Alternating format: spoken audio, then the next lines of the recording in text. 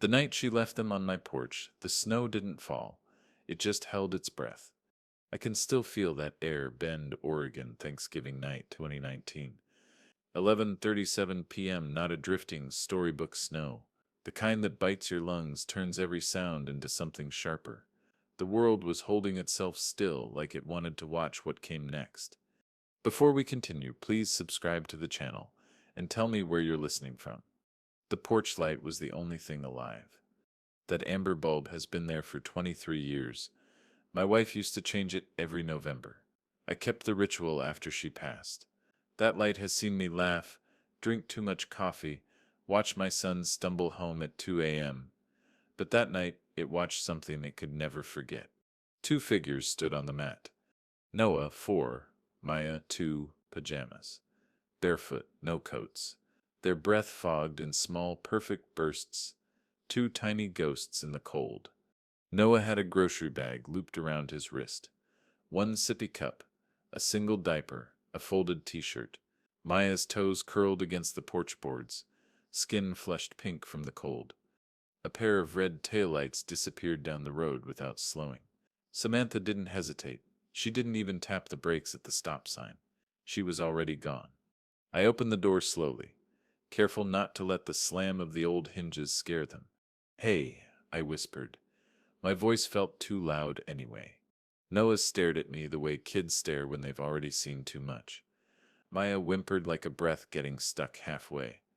She didn't cry. Crying means you expect someone to come. She'd learned not to. I knelt down, my knees cracking like old wood. "Come here, buddy." Noah's hand slid into mine, warm and shaking. Maya melted against my chest as I scooped her up, light as a sigh. Their skin was cold. Her hair smelled faintly like shampoo and car exhaust. Inside, the house smelled like leftover turkey and old pine. The TV was still on mute from the parade. Thanksgiving had been quiet. No Evan, no calls. Just me and a half-finished bottle of Merlot I didn't even like. I wrapped them in the plaid blanket my wife knitted the year before Evan was born. Noah gripped it like a rope. Maya's eyes fluttered. At 11:42 p.m., I dialed CPS. At 11:43, the porch light caught the flash of headlights. Jenna Ruiz, green parka, clipboard tucked under her arm. Idaho badge swinging on a lanyard. She stepped up, boots crunching on the frozen wood, pen already in hand. "I'm Tyson Grant," I said.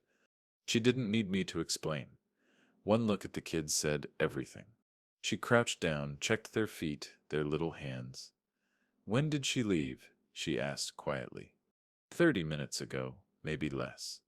Her pen scratched across the safety plan form fast and clean. "Temporary guardianship pending parental contact," she murmured. We both knew it wouldn't be temporary. She logged the time. 11:43 p.m. signed. Witness Jenna Ruiz. The sound of that pen on paper didn't just mark the night.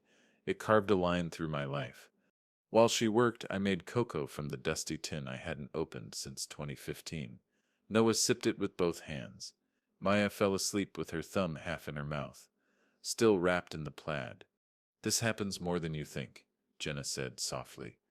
"Not like this," I whispered. Her eyes flicked to the porch. The light burned steady. Outside, snow began to swirl. Soft but sure, the night finally exhaled. She took photos, porch, footprints, kids, logged it as scene of abandonment. The phone flash lit up the entryway like a crime scene, and in a way it was not blood and chalk lines, just colder. At 12:06 a.m., her state SUV disappeared down the road. The house went quiet except for the furnace's low hum. The kids slept, their breaths steady now. I stood by the window with my hand on my chest, not fear, just age reminding me I wasn't bulletproof anymore. I looked out at the porch light. The amber glow spilled across the snow like a witness pointing a finger at everything that mattered. Retirement had just been evicted. This house was no longer quiet. Before I go further, please subscribe to the channel and tell me where you're listening from. I'm Tyson. This is how a porch became a battlefield. I didn't sleep that night. At 2:13 a.m., I opened the drawer by the kitchen sink and pulled out a blank yellow legal pad. I wrote the first entry in what would become a 6-year war journal. Samantha Keller left Noah and Maya at 11:37 p.m. Thanksgiving night. No shoes, no call. Witness porch light. I signed my name, dated it, folded it into a manila folder that used to hold my wife's tax returns. That folder would become something else entirely, an arsenal. I'd known Samantha for years. She'd always been calculating, the kind of woman who measures every kindness against future leverage. She'd loved Evan's name more than Evan himself. She'd loved my house like it was already hers. Evan had been gone 2 years by then, drifting between rehab programs and excuses. I didn't know where he was that night. She did. She just didn't care.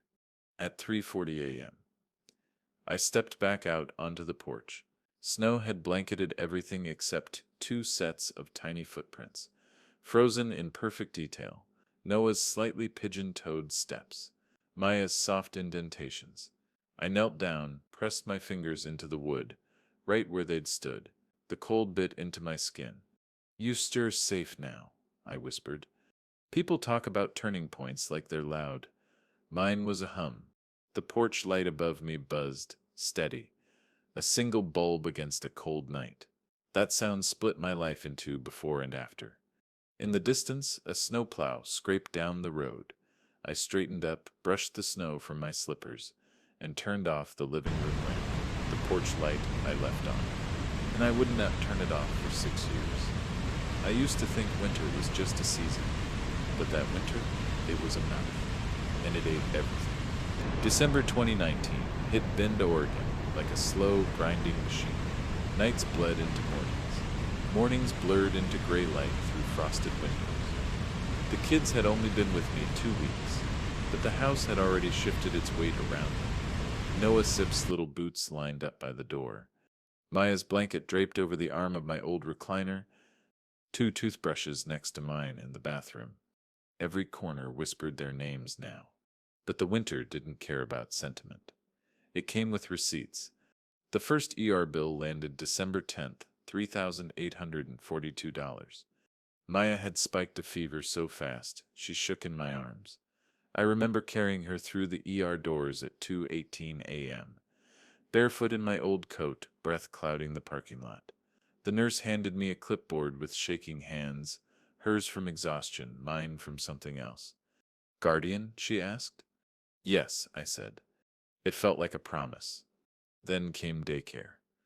$1,800 a month. I wrote the number in neat blue ink on the first page of my ledger, under a column I titled Survival. My pension wasn't meant to feed a family of 3. It was meant to keep a quiet old man warm. So I sold things. The gold wedding band I'd worn since 1982, $1,200. My old Ram truck, still smelling faintly of the last camping trip my wife and I took, $24,500. I folded the receipt from the pawn shop in half, pressed my thumb against the date, and slipped it behind the red tab in the ledger. Every dollar was a brick. Every brick was a wall. I wasn't just raising children. I was fortifying a life. Evan called once that winter. Just once. December 29th, 8:54 p.m. Slurred voice, static in the background. "Some rehab facility in Portland. Dad, I can sit.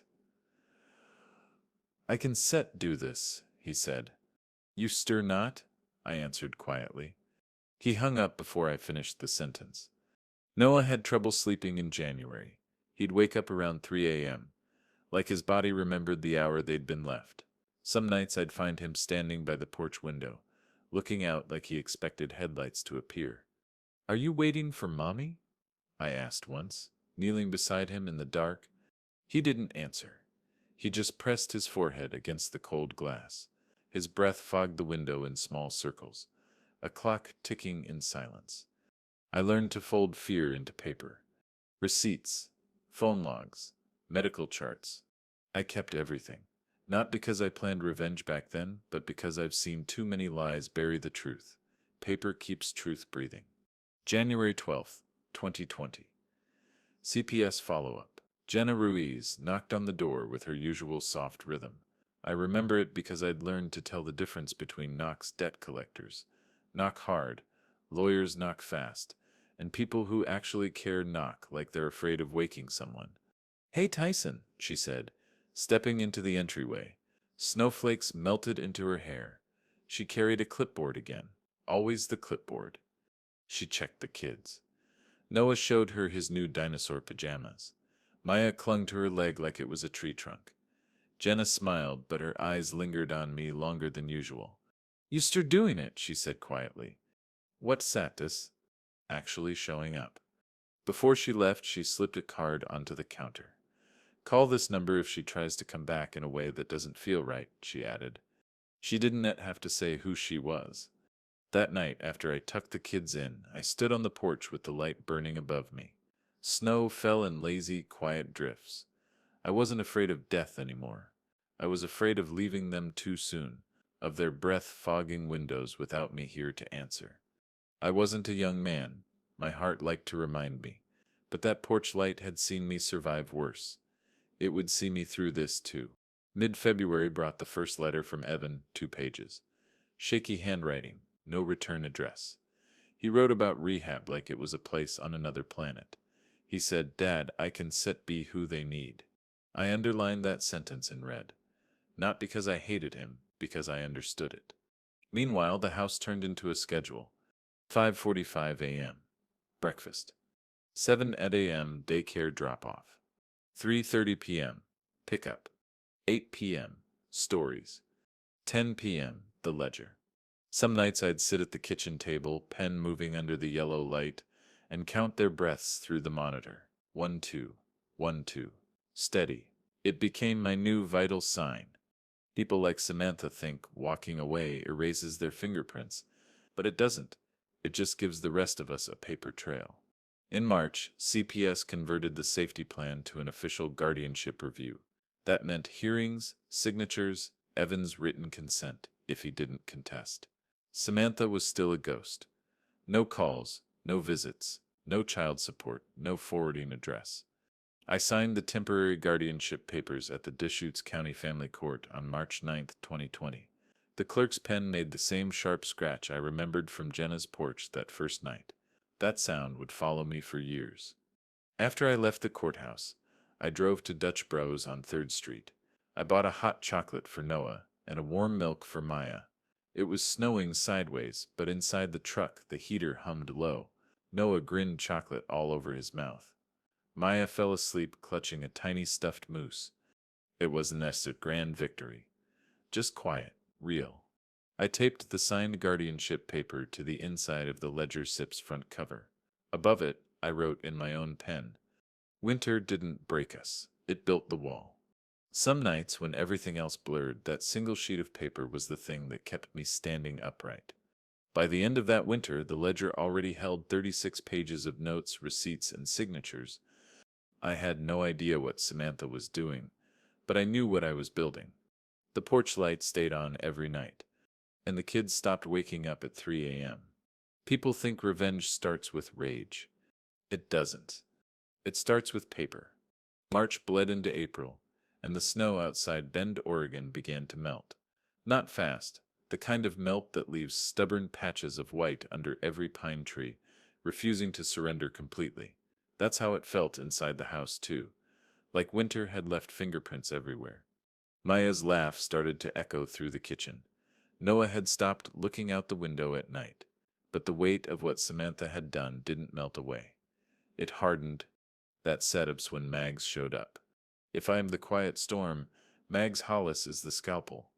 She spent 32 years as a court clerk before she retired. Sharp mind, steady hands, no patience for liars. She was the kind of woman who carried a stapler in her purse, just in case. She walked through my door on April 3, 2020, with a pot of chili in one hand and a stack of blank legal templates in the other. "You said you're not gonna wing this, Tyson," she said. "You said you're gonna build a wall so high," she said, "you'll need a damn ladder made of truth to get over it." She set the papers on my kitchen table like ammunition. I pushed aside Noah's coloring books and stared at the top sheet. A FAD of care. Underneath it, in crisp black font, Guardianship ledger. She looked me dead in the eye. You document everything, not just the big things. The breakfast receipts, the Tylenol, every school form, every diaper, every bruise you bandage. I've been keeping receipts, I told her. Good. Now you start going to keep them like a man who plans to win. That night, after the kids were asleep, I opened a new binder, 3 inches thick, tabs labeled by month. Behind each, clear sleeves for receipts, photos, affidavits. I took the original CPS safety plan from that frozen Thanksgiving night and slid it behind the gold tab, first brick in the wall. The second was the ER bill from December 10th, 2019. The third, the pawn shop receipt from the ring I'd sold. Mags leaned over my shoulder as I worked. I've seen families lose everything because they felt right instead of proving they were right. I nodded. This isn't set about feeling. She smiled. Then Yusef already won half the war. April 12th, 2020. I sent my first certified letter to Samantha's last known address in Eugene. Notice of temporary guardianship and CPS safety plan. Standard language, no emotions. Just paper with teeth. On April 23rd, I got it back. EDR's unknown stamped in red. I slipped it behind the orange tab. Brick 4. May came with long days. Noah started kindergarten screenings over Zoom because of the pandemic. Maya learned to say Papa clear enough to make me stop in my tracks every time. But even as life softened, the ledger grew harder. I logged everything. May 4th, groceries, $212.68. May CA. Maya sips doctor visit. $93 copay. May 19th, new child car seats, $378.45. Each receipt had a note in the margin, date, place, purpose. Each went into its sleeve. I kept the ledger on the second shelf of the hall closet, behind an old first aid kit. I didn't trust luck, I trusted paper. That same month I sent a second certified letter, this time to Evan, rehab facility in Portland. Address verified. A week later I got the green card back with a nurse SEP's signature. Received on behalf of patient. It wasn't love, but it was acknowledgement. Brick 5. June 3, 2020. First lock change. $149. I watched the locksmith twist out the old brass cylinder, while Noah drew dinosaurs on the porch. Maya toddled around in my old firefighter t-shirt, trailing behind him like a shadow.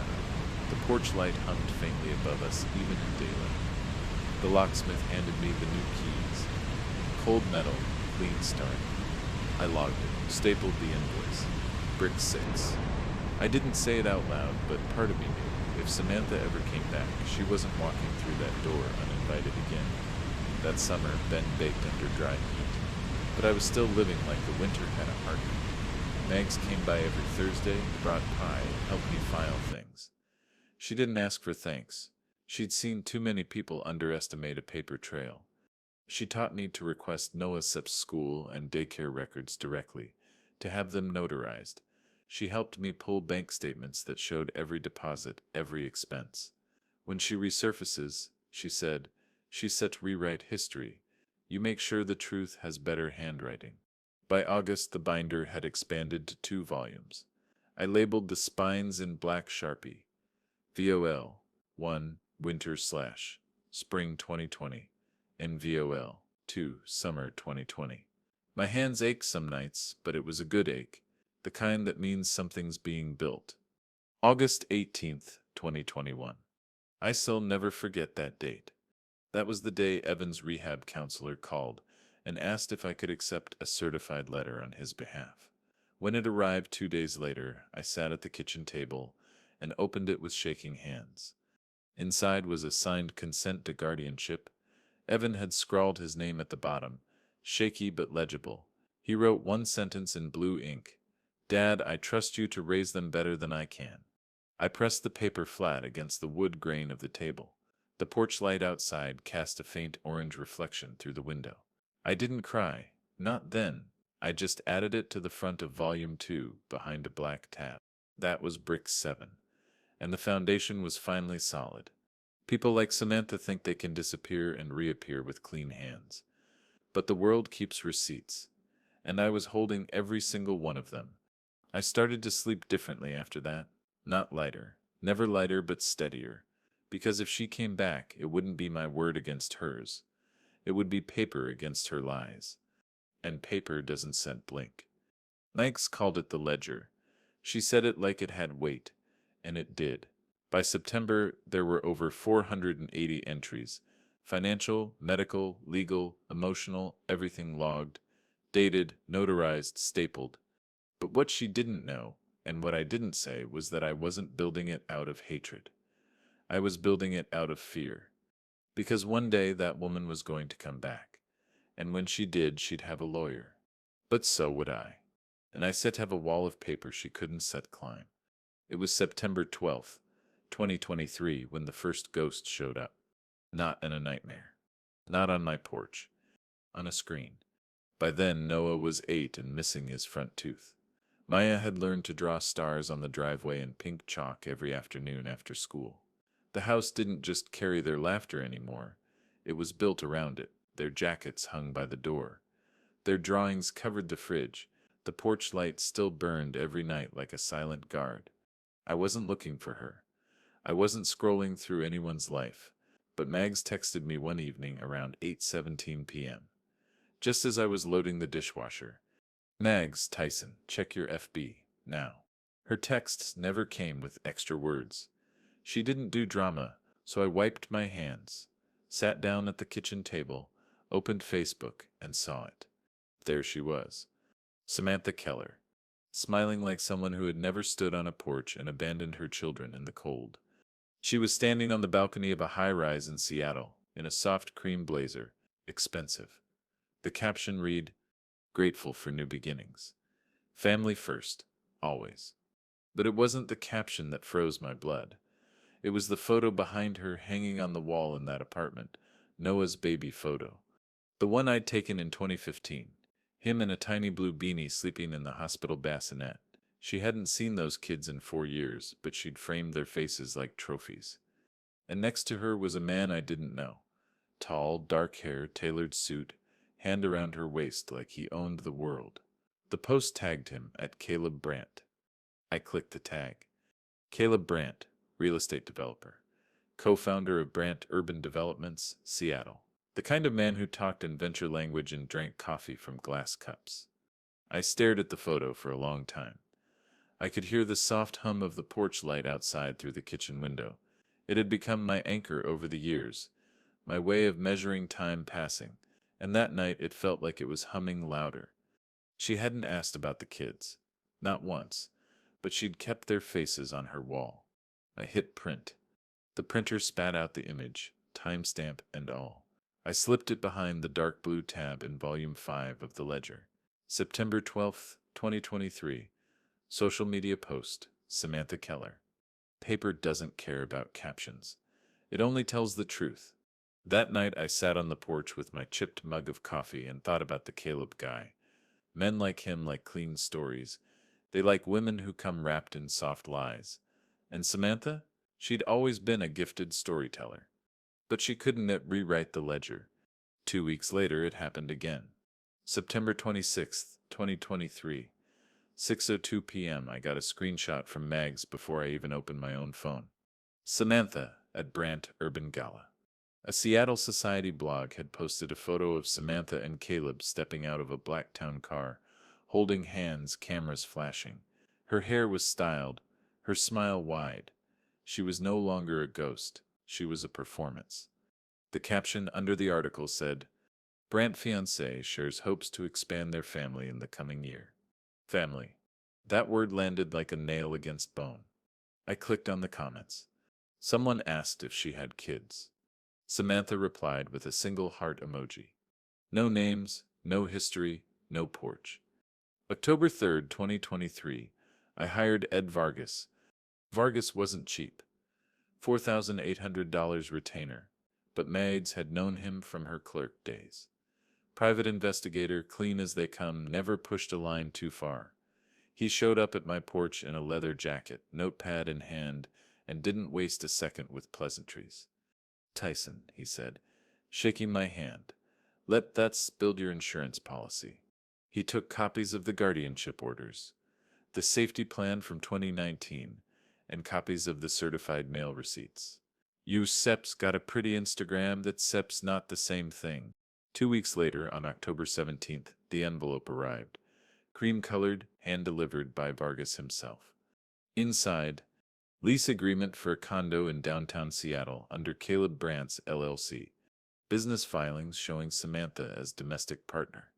Event photos. Screenshots of her interviews where she talked about expanding their family. And one email, dated December 14th, 2022. From her to Caleb. Once I reconnect with the kids, I said I'll have equitable interest in the house. Those words burned, not because of what they said, but because they told me what she'd been planning long before that Facebook photo ever hit my screen. I slipped the envelope behind a new red tab in Volume 6 of the ledger. Label Vargas Dossier, October 17th, 2023. By late October, the porch light burned a little brighter. Or maybe I was just noticing it more.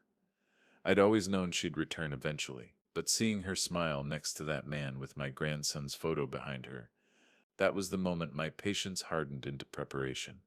I called Robert Dunn, the grandparents' rights lawyer Mags had recommended 2 years earlier. Robert, I said. She's just warming up her story. He didn't miss a beat. Then we warm up the truth. He walked me through every angle: property, guardianship, financial contributions logged in the ledger. She Sip's not just going to come back, he said. She Sip's going to come back with a narrative. You need to make sure the facts speak louder. I already had the facts. Thousands of them, each behind a tab dated, stapled, and signed. November 1st, 2023. I was sitting in the living room while the kids carved pumpkins on the floor. Maya was laughing. She sept drawn stars all over her pumpkin with a purple marker. Noah was explaining in his serious little voice how his missing tooth made him scarier. That's when I realized she hadn't just abandoned them. She'd left something good, something whole, something that didn't need her anymore. I looked at the porch light through the window. 5 years old, still burning steady. My ledger wasn't just a shield. It was a timeline of love disguised as evidence. Ghosts might show up in photos, but I lived in the house where the story actually happened. It was December 4th, 2024, a Wednesday. The kind of night where the world outside my porch looked like someone had painted it gray with a shaking hand. A windstorm had blown through Bend the night before, scattering pine needles across the driveway, but the porch light still burned like it had every night for 5 years. At exactly 6:14 p.m., the sound of something sliding through the mail slot cut through the quiet. I didn't jump. I didn't set rush. But I knew I'd been waiting for that sound. I walked slowly toward the door. The kids were in the living room, tangled up in a puzzle on the rug, arguing about whether stars can wear hats. Maya's laugh spilled through the house. Noah was chewing on the edge of a pencil like it was a war strategy. The envelope lay on the floor, cream-colored, heavy. My name written in a lawyer's hand, perfect loops, no wasted ink. I bent down, picked it up, and felt the weight before I opened it. A weight I'd been building toward for 5 years without even realizing it. I carried it to the kitchen table, sat down under the soft hum of the old light fixture, and slid my pocket knife along the seal. The paper gave way with a quiet rip. Inside, the first page was headed, Petition to terminate guardianship, and for immediate return of minor children. I stared at those words for a long time. The date in the top right corner, December 1st, 2024. Filed in Multnomah County Court. Petitioning party, Samantha Keller. Her new address, Seattle, Washington. Her attorney, Brandt and Carlisle, LLP. I'd half expected it. Vargas's dossier had made it clear months ago. The house, the kids, the story. She wasn't coming back for love. She was coming back for leverage. But seeing it in black ink, under the formal weight of a court header, that's something else. That's not a guess. That's war. I turned the page slowly. Like peeling off a scab. Allegations lined the margins like barbed wire. Father Sep's guardianship, not in the best interest of minors. Mother seeking reunification. relocation request, and buried at the bottom. Respondent sets residence subject to equitable interest due to maternal contribution to marital estate. There it was, the house. She didn't even pretend. I slid the papers aside and pulled out the phone. The first call wasn't to Mags. Not yet, it was to Robert Dunn. He picked up on the second ring. Evening, Tyson. She sits here, I said. He didn't ask who. He never had to. Describe the envelope. Cream. Looped handwriting. Branton Carlyle. A low whistle on the other end. Of course, big firm, Caleb money. She sips coming for the kids, I said. No, Robert answered evenly. She sifts coming for your house. The kids are just the story she sifts selling. Mags arrived 20 minutes later. She always walked in without knocking because that sets what people who seen the trenches do. She took one look at the envelope on the table, poured herself a coffee, and muttered, "Well, the snake finally wants to wear the skin again." She pulled the papers toward her with those quick, practiced hands. I watched her eyes move line by line. She snorted once, short and sharp, at the equitable interest claim. She really thinks she can rewrite history, she said. I didn't answer. I just watched the porch light flicker against the frosted window pane. That soft orange halo had become my scoreboard. And right now, the game had changed. December 5th, 2024, 9 a.m. Robert Dunn's set's office smelled like old paper and fresh ink. He cleared his desk for me. Legal pads, binders, and that old silver pen he always used. Petitions like this, he said, are meant to scare you. She sips testing how strong your wall is. I opened my satchel and laid the ledger on the table. 7 volumes, tabs like armor, certified mail receipts, safety plan, guardianship orders, Vargas dossier, expense ledger, every inch of the last 5 years. Robert didn't smile. He just said, "Good." He flipped through the first binder with the practiced eyes of a man who lived inside courtrooms. "We still file a response immediately," he said. "And Tyson, we stir not defending. We stir crushing." He outlined the plan like he was reciting a prayer. Step 1. Motion to dismiss equitable interest. Step 2. Evidence of abandonment. Police report, CPS safety plan, notarized statements. Step 3. Full accounting of financial contributions or lack thereof, from Samantha Keller. Step 4. Affidavits from witnesses. Jenna Ruiz, Mags Hollis, daycare staff. Step 5. Guardianship reaffirmation hearing. I drove home with the porch light already glowing in the early winter dusk. The air had that quiet weight it always gets before something big breaks. The kids were sitting at the kitchen table, Maya coloring stars on printer paper, Noah counting down to Christmas with his new calendar. I looked at them and felt the quiet kind of rage, the kind that doesn't roar, the kind that builds walls. I pulled the envelope from my coat pocket, folded the petition back along its crease, and slid it behind the white tab in volume 7 of the ledger. Label custody petition, April 24th, 12. That night, I sat on the porch alone. It was 11:56 p.m. The air was sharp enough to sting my lungs. My breath fogged the way it did that night 5 years earlier. I remembered how small Noah's hand had felt, how light Maya's body had been in my arms, how the porch light had hummed over everything like it knew what was coming. Samantha thought she could just file a petition and rewrite the story. But she forgot something. Every minute of those 5 years was recorded. Receipts, affidavits, witnesses, bank statements, court orders, all waiting. Paper doesn't flinch, and neither do I.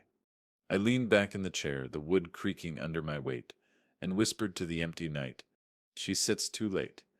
The porch light burned on. January 14th, 2025. Mediation Day. Bend had been hit by another cold snap the week before, and the frost still clung to the corners of the courthouse windows like the last stubborn bits of winter. I wore my old flannel shirt under my wedding suit jacket, the same one I wore to Evan's graduation in 2004. Mags said it made me look respectable but not expensive. That mattered. Samantha would show up polished. I needed to show up rooted. The courthouse smelled like old heating vents and bleach, the kind of smell that stays trapped in linoleum. Mag sat beside me in the waiting room, a black folder in her lap, her reading glasses perched low. Across the hall, Robert Dunn reviewed our exhibit list one more time. Exhibit A's CPS Safety Plan, November 24th, 2019. DIB, Abandonment Police Report. CAD, Guardianship Order, 2020. D, Certified Mail Receipts.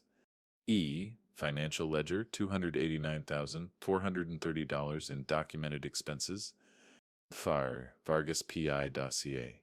G, Screenshots and Authenticated Communications. Everything was tabbed, indexed, and notarized. 5 years of quiet nights and receipts. 5 years of porches and paper. At 9:03 a.m., the door opened. She walked in like she'd never stood on my porch that night. Cream-colored coat. Perfectly smooth hair. Designer boots that had never seen a muddy road in Bend. Her lawyer, a man in a charcoal suit with a jaw made for cameras, walked half a step behind her. Samantha didn't look at me. Not at first. She scanned the room like someone picking out the best seat at a dinner party. And then her eyes landed on me. There it was, that flicker. Not guilt, not even regret. Just calculation. I didn't give her a nod. I didn't give her a damn thing. Mags leaned close and whispered, "That Sip's not a mother, that Sip's a strategist." We entered the mediation room at 9:15, beige walls, round table. A pot of coffee that had been sitting there since dawn. A woman named Paula, the mediator, sat at the head of the table.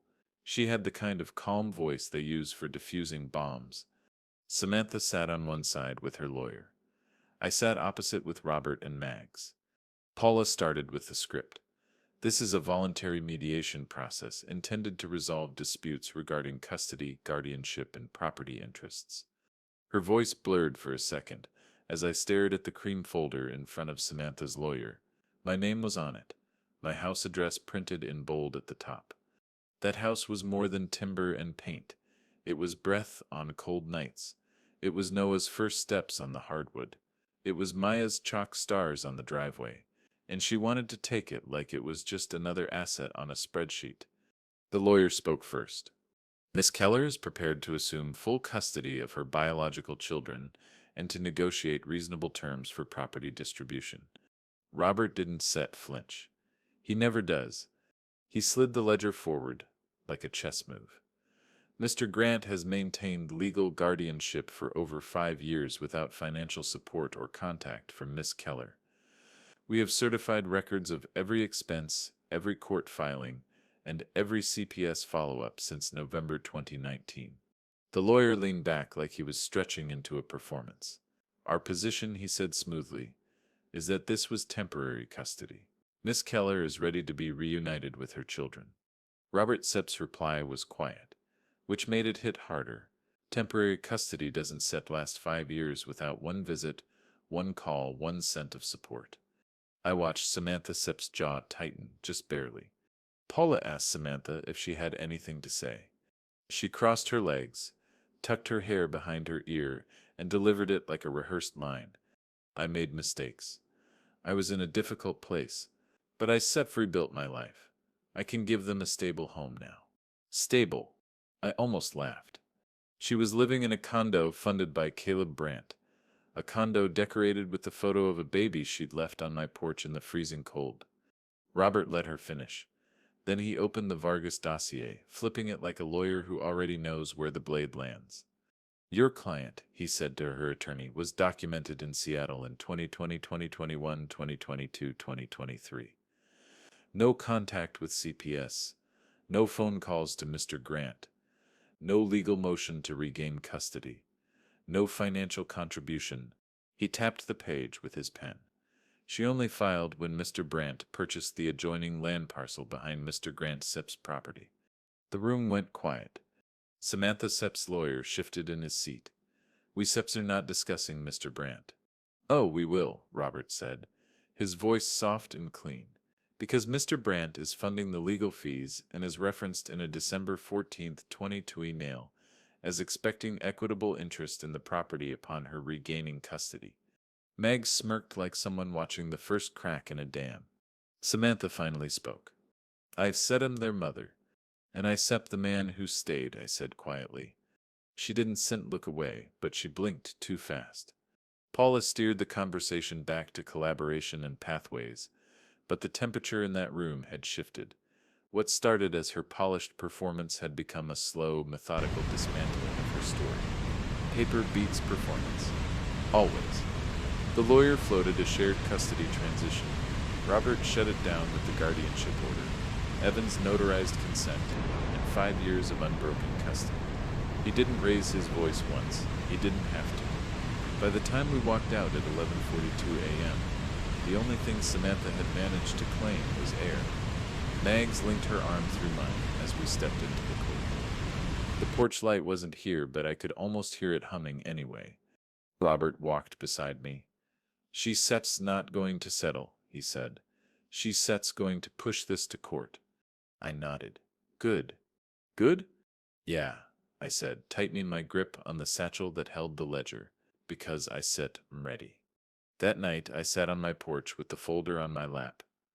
I didn't need to open it. Every document inside was a heartbeat. Every tab a memory. Samantha had lawyers, but I had years. Years of breath, nights, receipts, witnesses, and the hum of a light that never went out. This wasn't set a story anymore. It was a war by paper. March 18th, 2025. Courtroom day. The sun was still hiding behind a low gray ceiling of clouds when I buttoned my old wedding suit in the hallway mirror. The same one I'd worn to say my vows to a woman who believed in porch lights and second chances. It didn't fit quite like it used to. My shoulders had grown harder over the years, but that felt right. This wasn't a soft day. The courthouse in Deschutes County has an echo to it. The kind of echo that remembers every plea, every verdict, every whispered prayer people thought no one heard. I felt it in my ribs as I walked through the metal detector.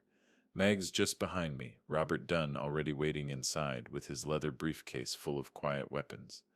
Outside, the air had that early spring bite, but inside the courtroom it smelled like old wood and new judgment.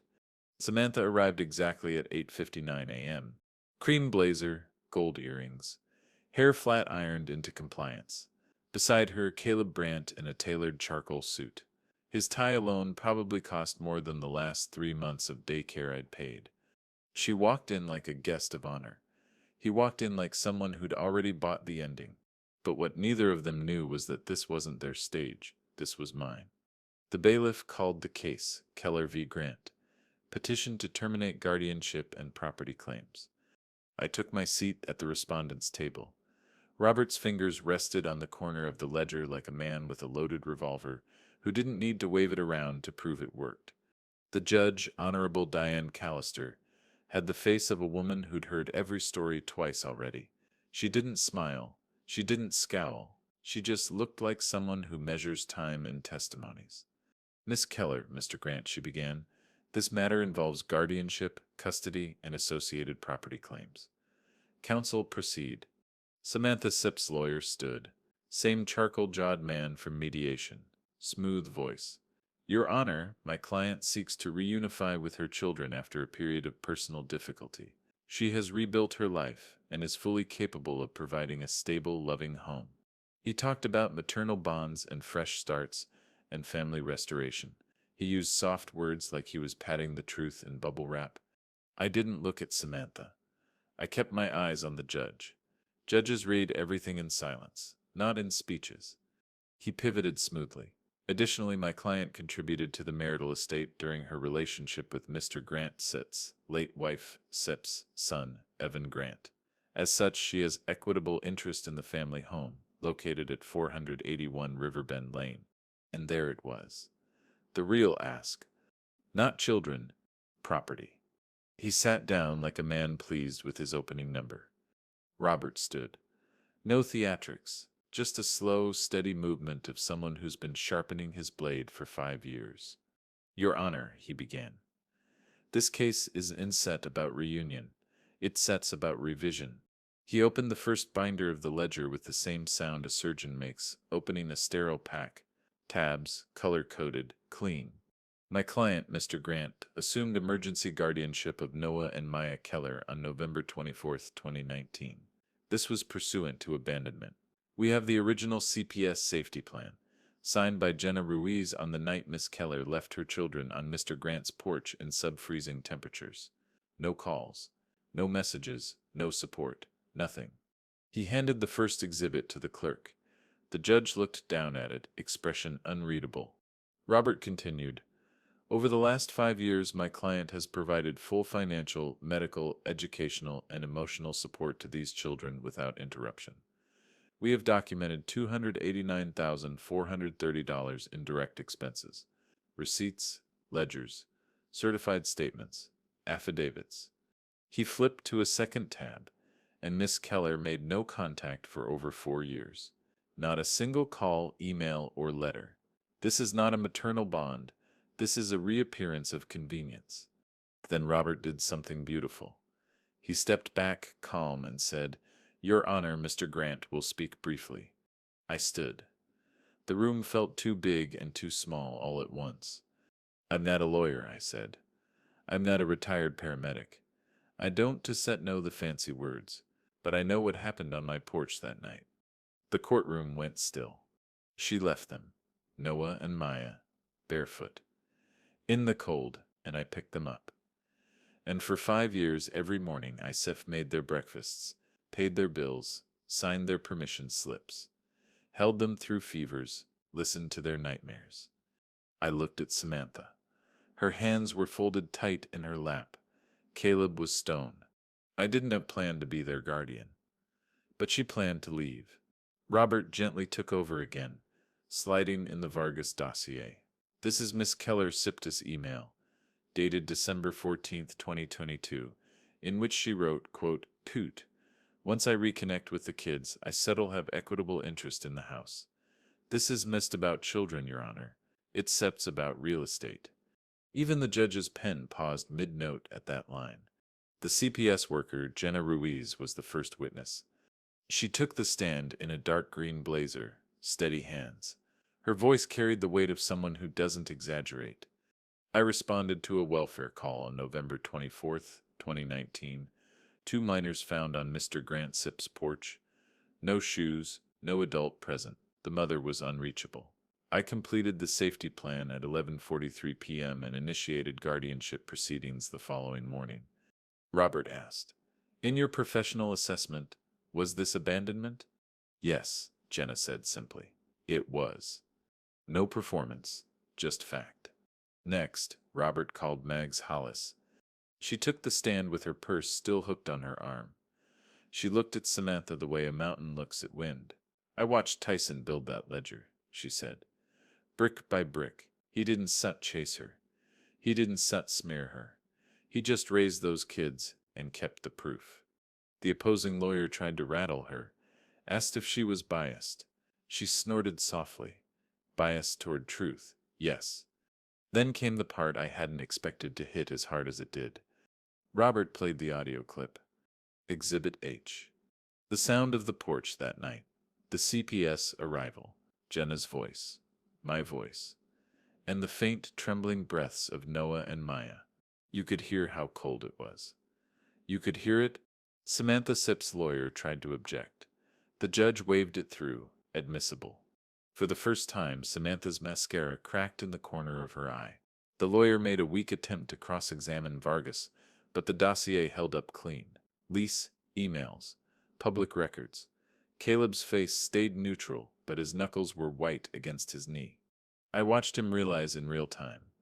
This wasn't going to end with a tidy signature on a deed. When closing arguments came, Samantha Sip's lawyer tried to dress it all up in second chances. She Sips the biological mother, he said. This is her opportunity to make it right. Robert said's closing was only 12 words. She left in winter. He stayed through every season since. Silence fell like snow. Judge Callister adjusted her glasses and looked at Samantha. Miss Keller, she said, voice firm but not cruel. You abandoned your children. For 5 years, Mr. Grant has provided uninterrupted documented care. You reappeared only after financial interest aligned with this property. The court will not reward abandonment with ownership. She turned to me. Mr. Grant, permanent guardianship is granted. Property claim dismissed. Petition denied. The gavel came down, a single sharp crack, and it didn't blink. Caleb stood slowly, like a man realizing the stage was collapsing under his feet. Samantha stared straight ahead, her mouth open just slightly, like someone waiting for a line that would never come. Megs exhaled next to me, a sound like a mountain settling. Robert nodded once. No victory dance, just quiet truth. I walked out of the courtroom into the crisp March air, and for the first time in 5 years it felt like the porch light had followed me. That night the house was quiet. Noah was working on his dinosaur puzzle. Maya had fallen asleep with chalk still on her fingers from the afternoon. I stood at the front door and looked at the porch light glowing against the night. Same bulb, same hum. 5 years later, justice had caught up. The gavel didn't blink, and neither did I. 2 days after the gavel came down, the house exhaled. March 20th, 2025. The wind outside the windows was sharp, but not cold. It carried the kind of early spring bite that tells you winter's still around, but it's losing its grip. I sat at the kitchen table with a chipped mug, the same mug I'd held the night she left those kids on my porch. The light above hummed faintly, steady and low. The kids were still asleep upstairs. Their breaths echoed through the baby monitor. Not because I needed it anymore, but because some habits hold you when the world doesn't. For the first time in 5 years, there wasn't a legal deadline hanging over me. No envelope through the slot. No phone call from Robert. No whispered strategy sessions with Mags at the kitchen counter. Just silence. But silence has a way of revealing the cracks in other people's stories. That afternoon, Caleb Brandt held a press event at a downtown Seattle construction site. Vargas sent me the clip before the evening news had a chance to dress it up. Caleb stood in front of a half-built tower, all steel bones and glass teeth, talking about family values, legacy, and expanding his developments. But he didn't look like a man who'd just won anything. His tie was perfect. His hair was perfect. His hands, though, were clenched behind the podium. Samantha wasn't sat there. Reporters circled him like buzzards on fresh roadkill. One shouted, "Is it true the custody petition was denied?" Caleb blinked, slow, no comment. It wasn't just no comment. It was the sound of someone who'd bet on a sure thing and lost the deed before the ink dried. That same evening, her firm, Brandt and Carlisle, updated their website. I didn't go looking. Mags did. She texted me a single screenshot at 7:18 p.m. Samantha Keller, profile removed. Below the image, nothing. No title. No biography. Just a clean blank like she'd never existed in their world. The kind of erasure only wealthy men can do when they're embarrassed. Caleb didn't just lose in court. He cut her out like a splinter. On March 23rd, a courier left a manila envelope on my porch. Not cream-colored this time. Brown. Practical. No loops in the handwriting, just block letters. Inside was a short, stiff letter from her attorney.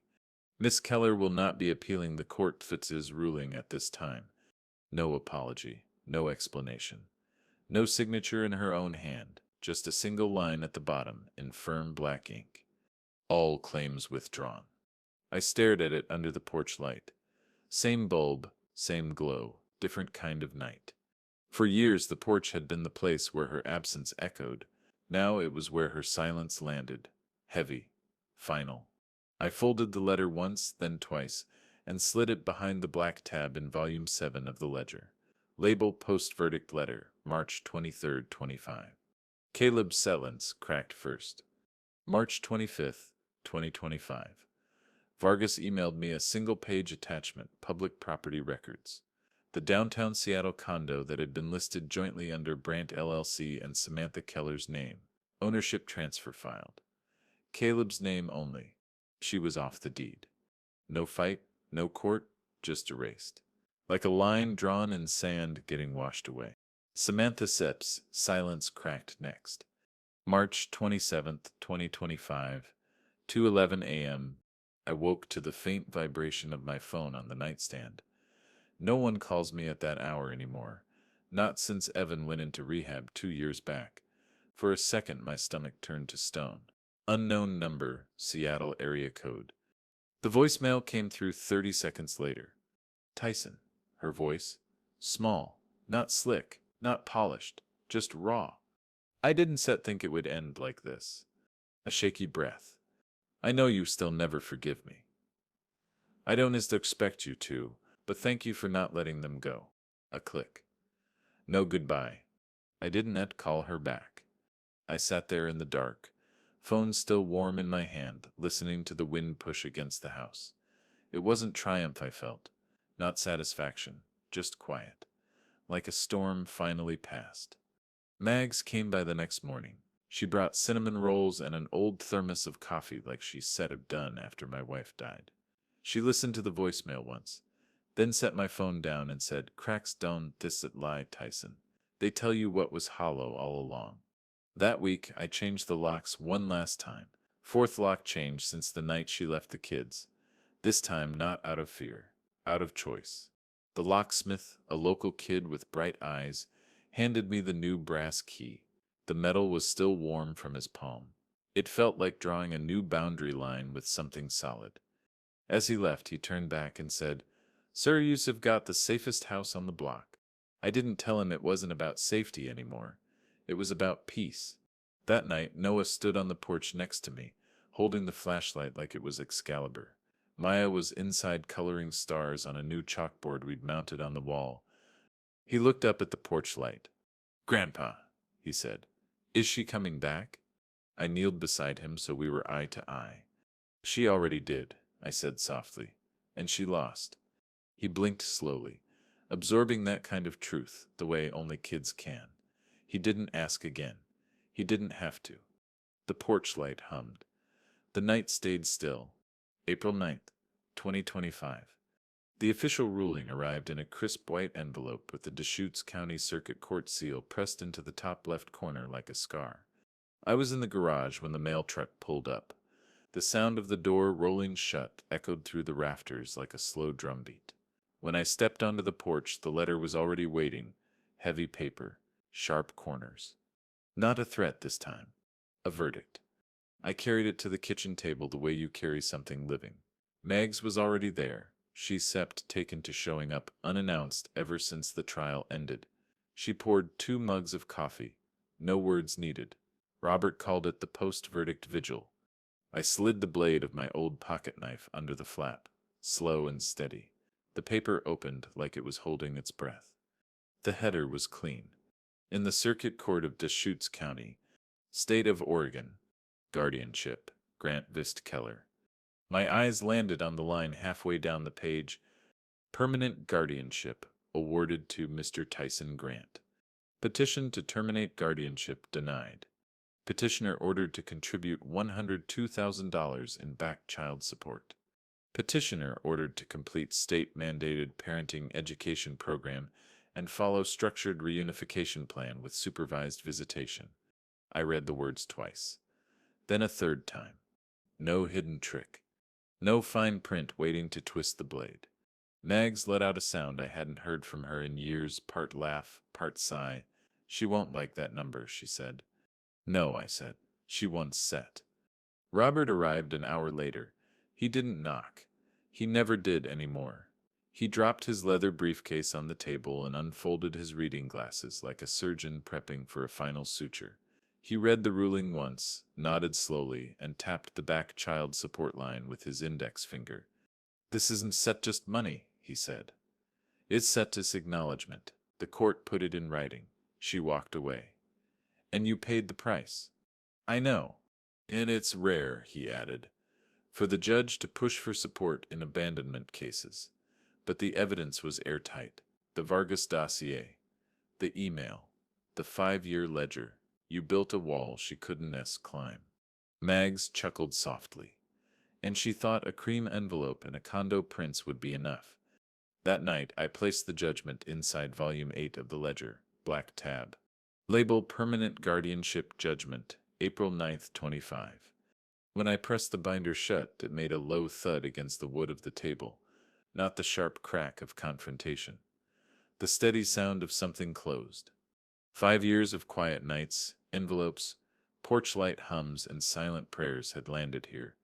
One piece of paper, one judgment, one ending. But endings have a way of echoing. Later that night, my phone rang. I almost didn't answer. Unknown number, but not Seattle this time. It was Evan. My son. His voice was clearer than it had been in years. Not slurred, not stilted, just steady. Dad. Evan. I heard. You heard right. A breath on the other end. I know I wasn't set there. I didn't say anything. He didn't fill the silence with excuses.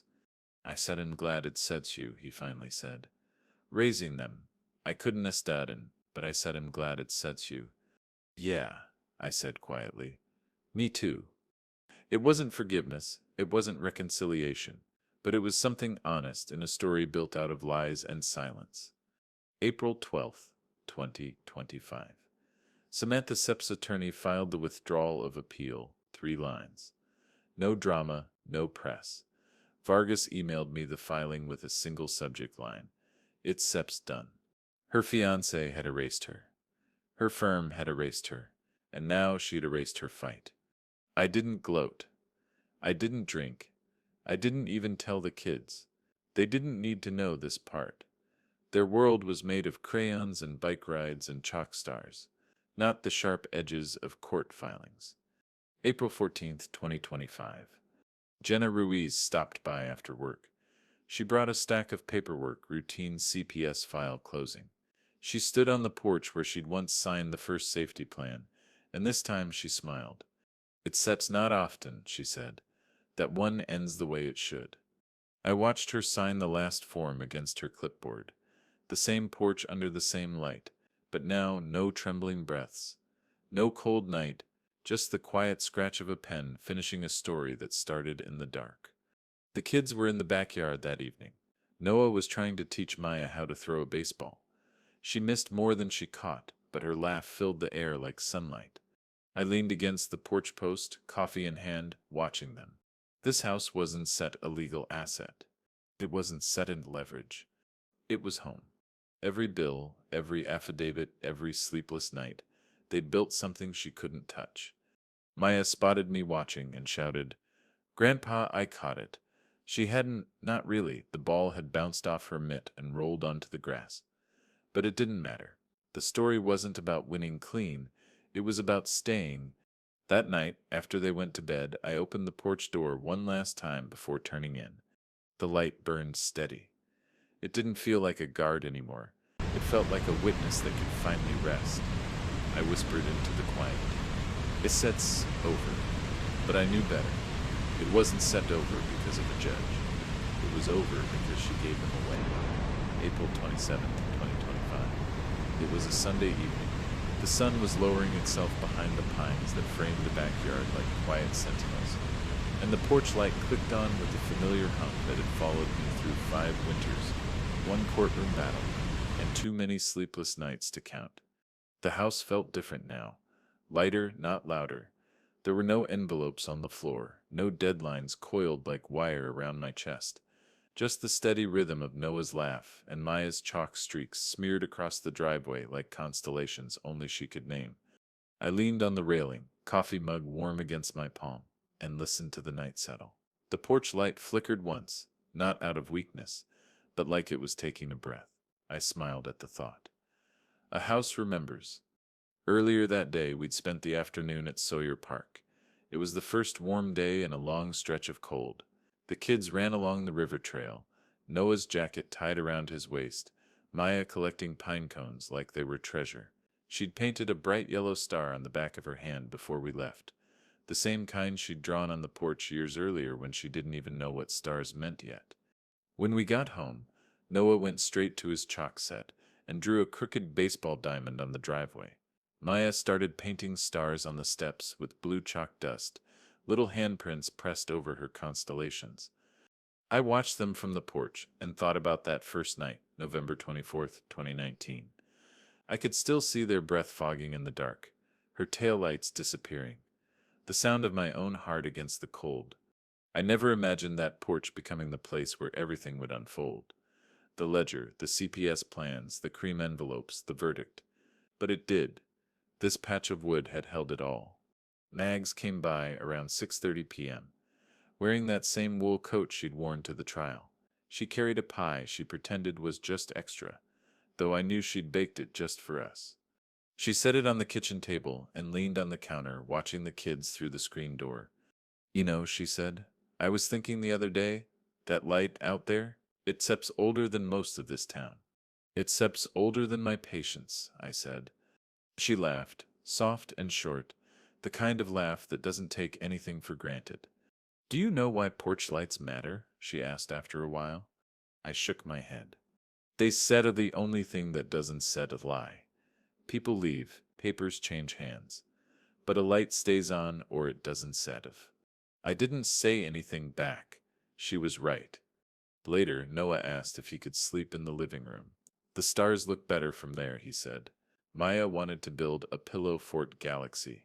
So we dragged pillows and blankets to the floor, strung a cheap LED lantern between two chairs, and pretended the world was just us. At some point, they fell asleep mid-story. Maya curled up like a comma.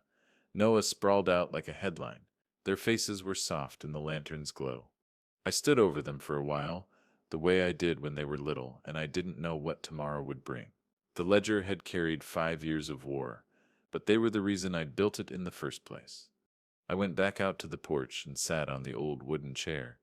The night was cool, not cruel. A breeze moved through the trees like someone turning a page. This porch had seen everything, the night she left them. The CPS signatures at 11:43 p.m. The cream envelope that changed the stakes. The brown one that ended the war. The ruling that gave me back what had already been mine. Every mark on the railing, every crack in the step had become part of the story. I traced my fingers over the wood, feeling the grooves like braille only I could read. I thought about Samantha, not with rage, but with distance. Her voice at 2:11 a.m., brittle as glass. Her fiancé erasing her like a spreadsheet error. Her silence after the judgment. She'd lost long before the gavel fell. She just didn't know it yet, because she'd let go of something you can't buy back, the nights, the breath, the porch. You didn't lose me, I thought. You gave me away. Around 10:04 p.m., the porch light cast its long, familiar shadow across the driveway, brushing over the chalk stars and half-finished baseball diamond. The air smelled like spring and second chances. I pulled out the last piece of paper that had ever arrived for this fight, the certified copy of the permanent guardianship order. The seal shimmered faintly under the light. I ran my thumb across the raised edge of my name. This wasn't a trophy. It wasn't proof of victory. It was a record of endurance. I slipped it into volume 8 of the ledger, beneath the black tab, and closed the cover for the last time. The binder made that low, familiar sound, like a chapter ending with its spine intact. Just before midnight, I turned off every light in the house except the porch.